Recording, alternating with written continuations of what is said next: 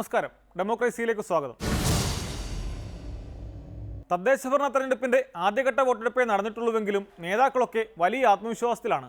പ്രമുഖ നേതാക്കൾ മുതൽ തുക്കട കക്ഷി നേതാക്കൾ വരെ ഇക്കാര്യത്തിൽ ഒരേപോലെ. ഫലം വരുന്നതോടെ കേരളം ആകെ അങ്ങ് മാറുമെന്ന തരത്തിലാണ് ചില ആശാന്മാരുടെ വാദം. 5 വർഷത്തേക്ക് കീശ വീർപ്പിക്കാനുള്ള ലൈസൻസ് തരപ്പെടുത്താനുള്ള നെട്ടോട്ടത്തിനിടയിലെ പൊള്ളയായ വാചക കസർത്ത് പൊതുജനങ്ങൾക്ക് നന്നായി മനസ്സിലാകുമെന്ന് മിക്കവരും ഓർക്കുന്നതേയില്ല. എന്തായാലും കണ്ണൂരിലെ കയ്യാങ്കളിയും പെരുമഴയുമൊക്കെയായി ആദ്യഘട്ടം ബഹുകേമമായി.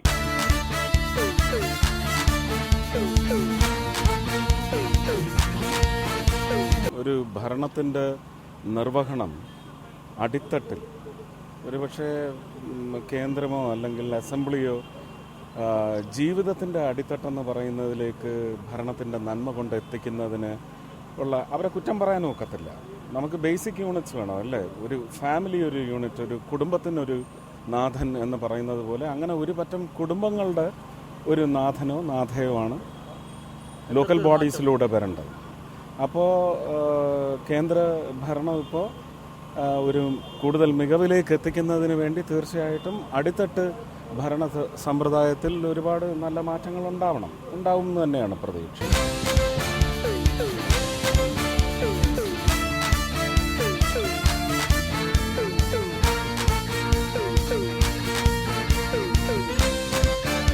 അരുവിക്കരയിൽ BJPയുടെ സ്റ്റാർ ക്യാമ്പയിനറായിരുന്നല്ലോ. NFDCയുടെ ചെയർമാൻ സ്ഥാനം നൽകാൻ വൈകുന്നതാണോ ഇത്തവണ പ്രചാരണ രംഗത്തൊന്നും കാണുന്നതിന് കാരണം? ഇപ്പോൾ ഈ അരുവിക്കര ബൈ ഇലക്ഷൻ പോലും ഞാൻ പോകേണ്ട ഒരു ഇലക്ഷൻ അല്ല. അത് അവസാന ഘട്ടത്തിൽ എനിക്ക് കേന്ദ്രത്തിൽ നിന്ന് അനുമതി നൽകിയപ്പോൾ അതുകൊണ്ടാണ് അവസാന ഘട്ടത്തിൽ ഇറങ്ങേണ്ടി വന്നത്. ഇത് ഒരുപാട് ബന്ധുക്കൾ നിൽക്കുന്നുണ്ട്. ലോക്കൽ ബോഡീസിൻ്റെ ഇലക്ഷൻ എന്ന് പറയുന്നത് ആ പ്രദേശത്തുള്ള വ്യക്തിപരമായ ബന്ധമില്ലെങ്കിൽ ആ ബന്ധം ബിൽഡപ്പ് ചെയ്ത് വരുന്ന ഒരു കാൻഡിഡേറ്റിൻ്റെ കരുത്ത് തന്നെ തെളിയിക്കേണ്ട ഒരു ഇലക്ഷൻ. അപ്പോൾ അത് കാൻഡിഡേറ്റ്സ് എല്ലാം ബലമുള്ളവരാണെങ്കിൽ അവരവരുടെ ആ ഒരു ട്രൂ മെറ്റൽ ഒന്ന് സ്ഫുരിക്കുന്ന രീതിയിലുള്ള പ്രവർത്തനം കാഴ്ചവെക്കട്ടെ എന്ന് പറയുന്നതും എത്ര സ്ഥലത്തേക്ക് എനിക്ക് പോകാൻ പറ്റും, അല്ലേ? ബന്ധുക്കൾ ഒരുപാട് പേര് തിരുവനന്തപുരത്ത് മാത്രമല്ല, ആലപ്പുഴയിലും കൊല്ലത്തും ഒക്കെ നിൽക്കുന്നുണ്ട്. അപ്പോൾ പലർക്കും അതിനകത്തൊരു വിഷമം വരരുത്, കുടുംബകലഹം ഉണ്ടാവരുത്. അതുകൊണ്ട് ഒന്ന് ഇതിൽ നിന്ന് തന്നെ ഒഴിവാക്കണമെന്ന് ഞാൻ റിക്വസ്റ്റ് ചെയ്തിരുന്നു. ആരും നിർബന്ധിച്ചിട്ടുമില്ല.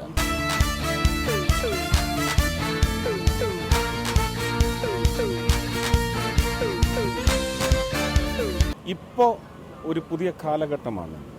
പുതിയ തലമുറയിലെ ഒരുപാട് വോട്ടേഴ്സ് വരികയാണ്. അവരുടെ നിശ്ചയം എന്ന് പറയുന്നത് ഒരിക്കലും ഒരു ബയസും ബാധിക്കരുത്.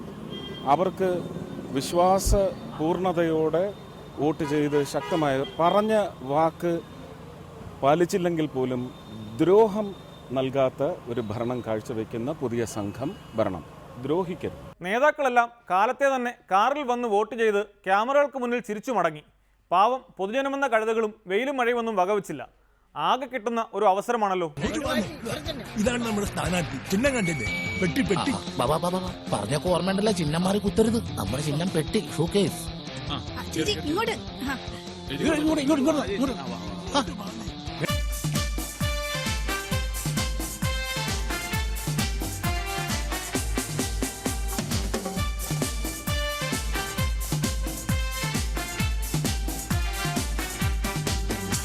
ഈ തെരഞ്ഞെടുപ്പ് നല്ല ആവേശമുള്ള തെരഞ്ഞെടുപ്പാണ്. ഒരു അസംബ്ലി പാർലമെന്റ് തെരഞ്ഞെടുപ്പിൽ കാണുന്ന ആവേശം ഞങ്ങൾക്ക് എല്ലായിടത്തും എല്ലാ ജില്ലകളിലും കാണാൻ സാധിച്ചിട്ടുണ്ട്.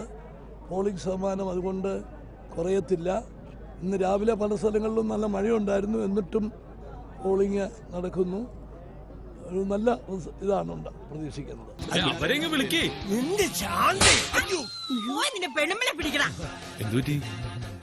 എന്റെ വീട്ടിന്റെ അടുത്തുള്ളതാ. 5 വർഷം മാറി മാറി ഭരിക്കാൻ ഇവരേത് തൊട്ടിത്തരം കാട്ടുവാനും റെഡിയാ.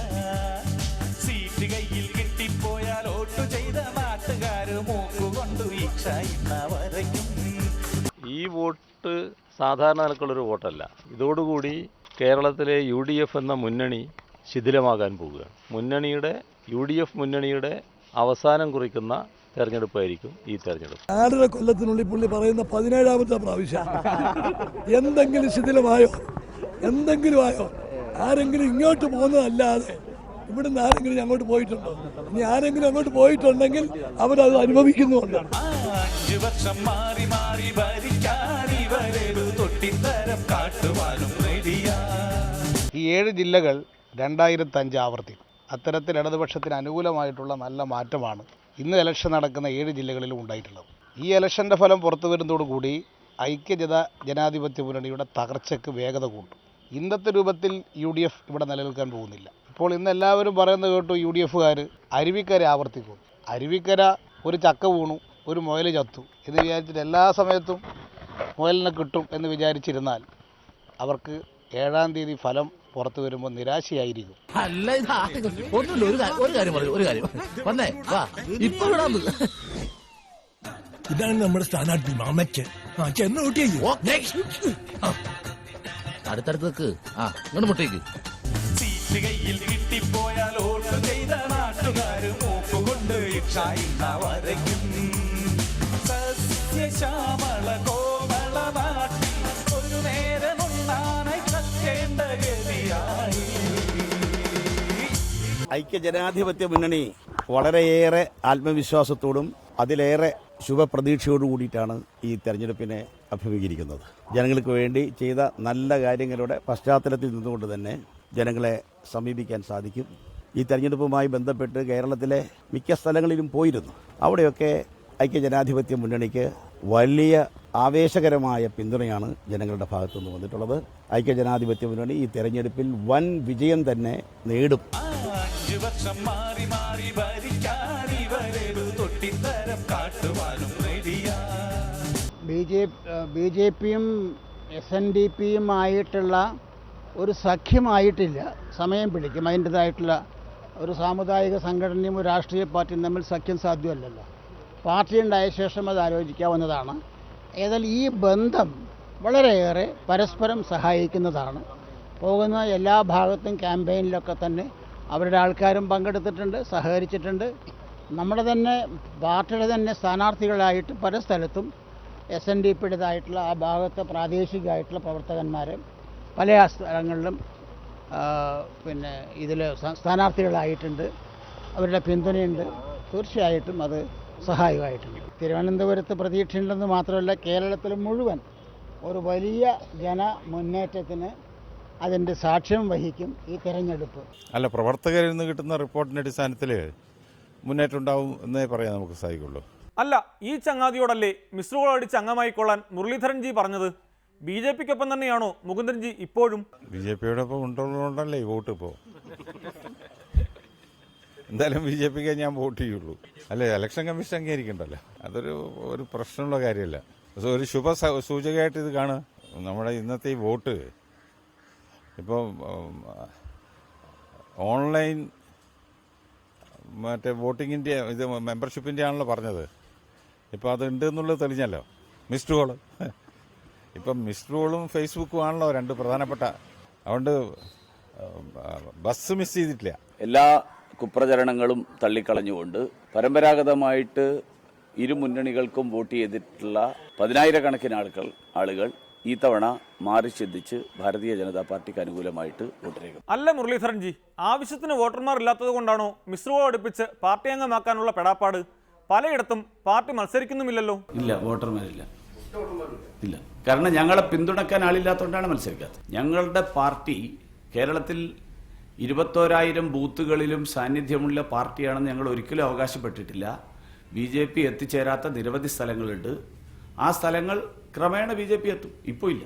ഇരു മുന്നണികളെയും നിലംപരിശാക്കുന്ന ഒരു BJP സുനാമി ഇത്തവണത്തെ തദ്ദേശ തെരഞ്ഞെടുപ്പിന്റെ പ്രത്യേകതയായിട്ടാണ് ജനങ്ങൾ കാണുന്നത്. ഭാരതീയ ജനതാ പാർട്ടിയുടെ പ്രവർത്തകരില്ല.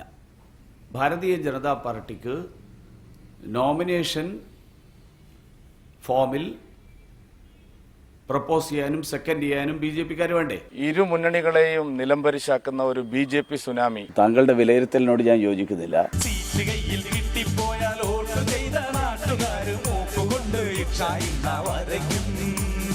സസ്യശ്യാമള കോമള നാട്ടിൽ ഒരു നേരം ഉണ്ണാനായി കത്തേണ്ട ഗതിയായി.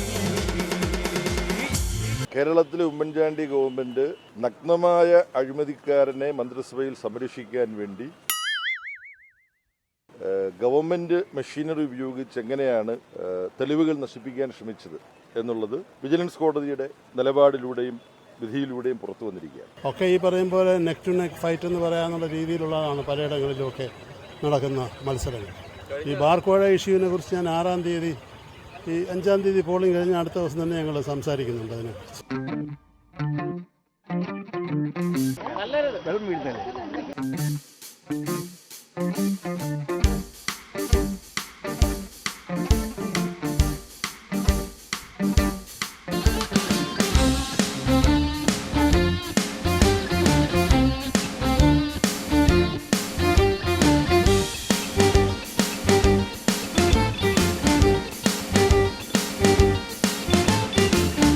ഇതിനേക്കാൾ ആരോപണങ്ങളുടെ കൂമ്പാരമായിരുന്നു അരുവിക്കരയിൽ.